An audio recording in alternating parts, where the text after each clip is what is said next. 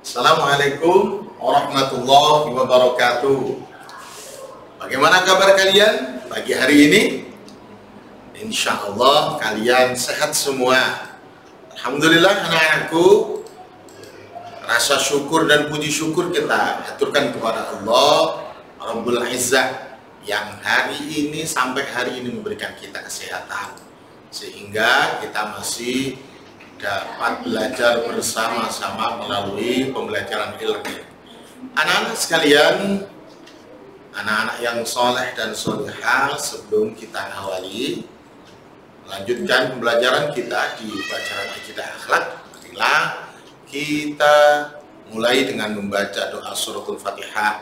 Semoga seluruh ilmu yang kita dapatkan hari ini menjadi ilmu yang bermanfaat, berkah buat kita semua, keluarga kita, diri kita, Bapak Ibu guru, khususnya seluruh bangsa Indonesia segera bebas dari wabah. Al-Fatihah.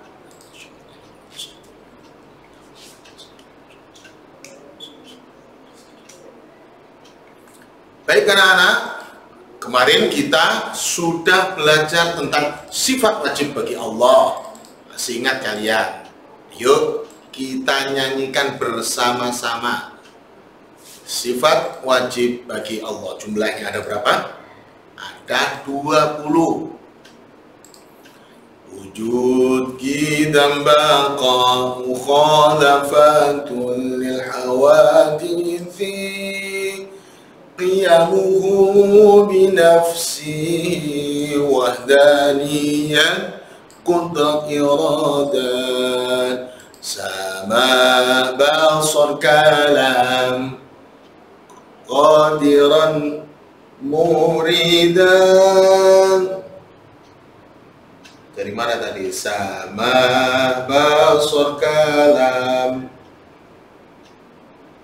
qadiran muridan aliman hayyan sami'an basiran mutakalliman. Ada 20 sifat wajib bagi Allah. Artinya bahwa Allah memiliki sifat-sifat yang telah kita sebutkan seperti di atas. Anak-anakku sekalian, hari ini kita akan belajar hikmah. Hikmah adalah kebaikan yang kita dapatkan setelah mengetahui sifat wajib bagi Allah itu. Ada hikmahnya. Hikmahnya adalah hikmah itu adalah nilai-nilai kebaikan yang kita dapatkan setelah mengetahui sifat wajib bagi Allah.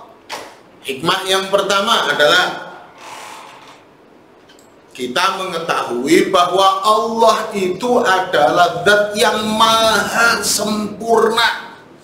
Kalau manusia masih memiliki kekurangan, ada yang kurang tinggi, ada yang terlalu pendek, ada yang kurang langsing, ada yang kulitnya merasa kurang putih, ada yang merasa terlalu hitam, ada yang macam-macam manusia.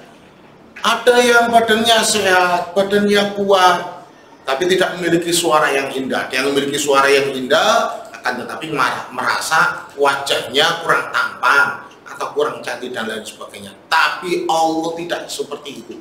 Allah maha segala-galanya. Kesempurnaan Allah tidak terikat dengan makhluknya. Jadi jangan dibayangkan Allah itu seperti manusia, mempunyai 2 tangan. Tidak. Allah maha sempurna atas segalanya, mampu atas segalanya.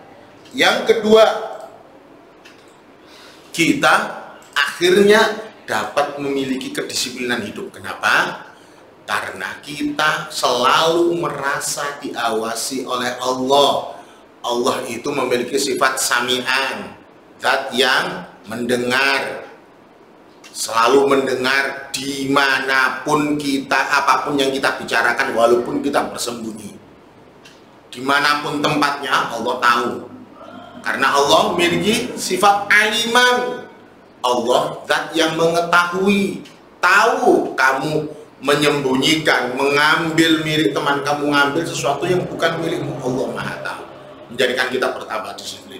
Kenapa? Karena kita semakin yakin bahwasanya Allah maha tahu atas segalanya. Yang ketiga,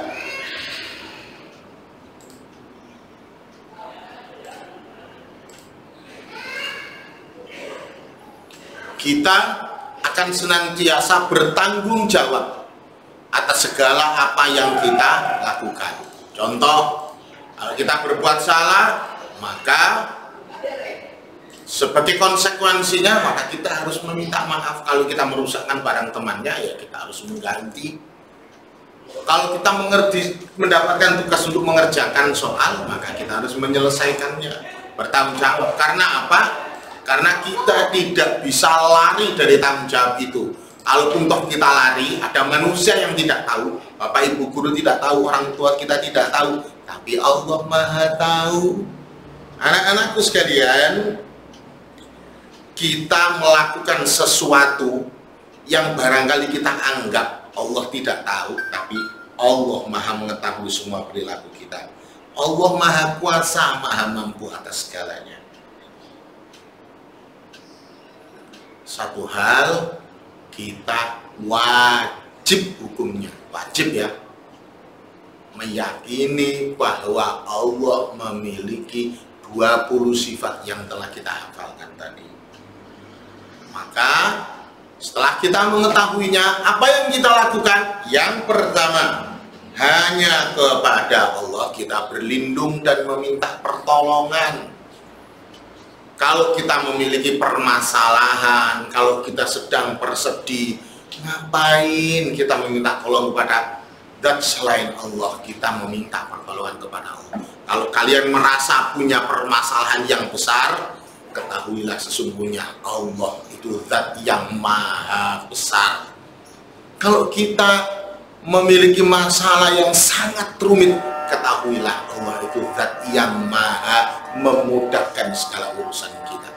Kalau kita memiliki masalah yang seakan-akan tidak mampu diselesaikan oleh siapapun, tapi Allah itu qadiron, maha mampu atas segala sesuatu. Ingat, innallaha ala kulli syai'in qadir. Allah maha kuasa atas segala sesuatu. Manusia mempunyai keterbatasan, tapi Allah kekuasaannya tidak terbatas. Yang berikutnya, kita hendaknya menghindari perbuatan syirik. Syirik itu apa? Percaya ada kekuatan selain Allah, meminta bantuan kepada selain Allah. Contoh, dikasih temannya batu, batunya bagus, katanya punya kelebihan. Kalau kita punya keinginan tinggal minta ke batu tersebut, katanya batunya bisa mengabulkan. Bukan batu yang mengabulkan, tapi Allah Subhanahu wa Ta'ala yang mengabulkan permintaan kita. Yang ketiga, kita harus menolong orang yang berbuat baik karena Allah. Jangan segan-segan memberikan pertolongan kepada siapapun, khususnya itu untuk hal-hal kebaikan, dimanapun, kapanpun, dengan siapapun. Tidak hanya kepada manusia, akan tetapi kepada seluruh ciptaan Allah. Kepada lingkungan, cara menolongnya tidak membuang sampah sembarangan, tidak merusak tanaman, menyiram tanaman, merawat bunga-bunga dan taman yang ada di rumah kalian, mencintai makhluk hidup selain manusia, mencintai hewan. Kalau kita punya potongan makanan yang barangkali kita tidak mau memakannya, tapi dapat bermanfaat bagi hewan yang lain, kucing, kepalanya ikan kita nggak bisa makan, nggak enak dimakan, banyak durinya, tapi itu bermanfaat buat kucing. Secara tidak langsung kita mencintai makhluk ciptaan Allah. Kalau kita tidak suka dengan kucing, takut dengan kucing yang ada di rumah kita, tinggal disuruh pergi, tidak usah menyakiti, apalagi sampai melempar atau merendam. Anak-anakku sekalian yang dirahmati oleh Allah, itulah beberapa hikmah yang hari ini kita pelajari dan harus kita ketahui, kita laksanakan tentang sifat wajib bagi Allah. Anak-anakku sekalian yang ada di rumah, kalian harus tetap menjaga kesehatan, menjaga sholatnya, dan selalu membaca Al-Quran. Jangan lupa tetap semangat, tetap belajar, dan sholat 5 waktu. Assalamualaikum warahmatullahi wabarakatuh.